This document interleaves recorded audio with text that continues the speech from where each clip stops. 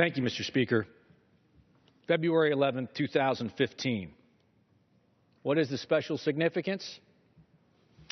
We become involved in our routine and our responsibilities. We greet our colleagues, and the day continues. This was not the case 50 years ago.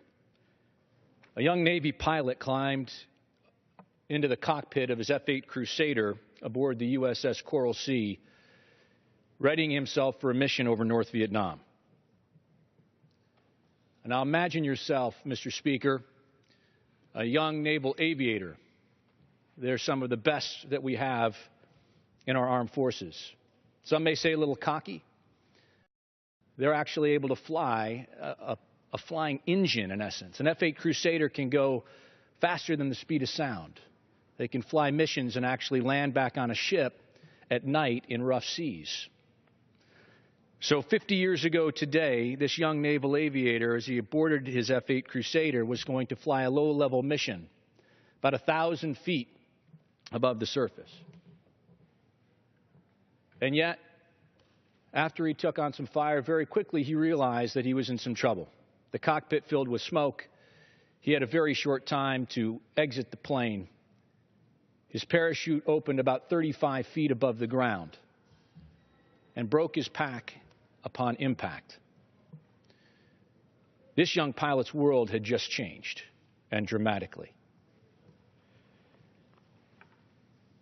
What was he going to do with the pain? His first thoughts were, when am I going to be killed? He was picked up very quickly, marched by bayonet. The interesting thing was, Mr. Speaker, is that as the second American aviator shot down over North Vietnam, he was a prize and therefore was photographed. While this may not seem lucky, it was actually very fortunate in the fact that his family now knew, and the people back in the United States now knew, that he was alive and in captivity.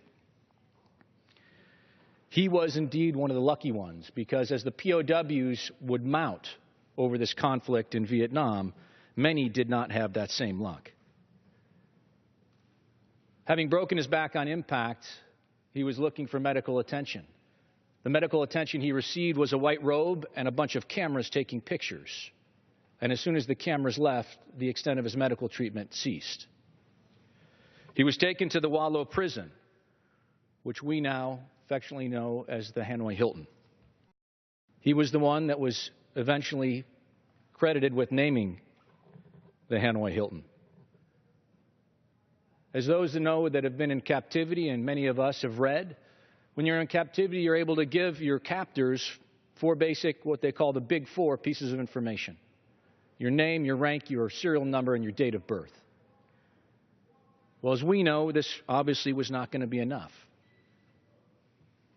Over the next 8 years and a day, this naval aviator endured some of the worst. Torture. And at some point in time, everyone breaks.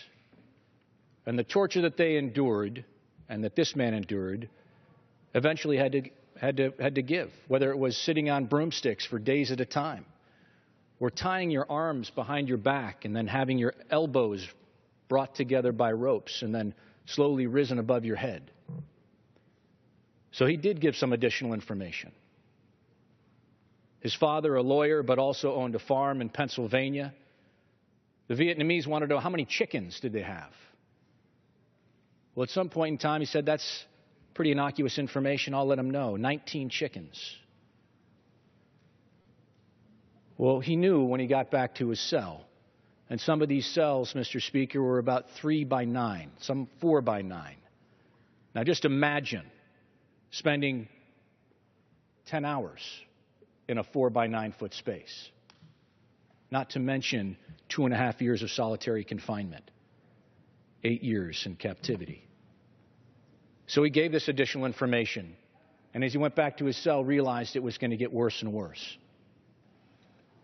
He tried to take his own life, Mr. Speaker, because he thought he let his country down. Though, however, was a huge savior. A savior for himself and for the other men that would be in captivity.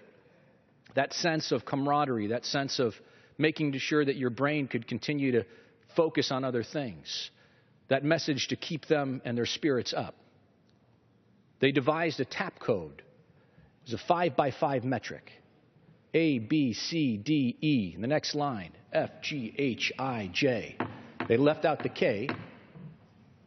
They left out the K because that would not make it a 5x5 foot box.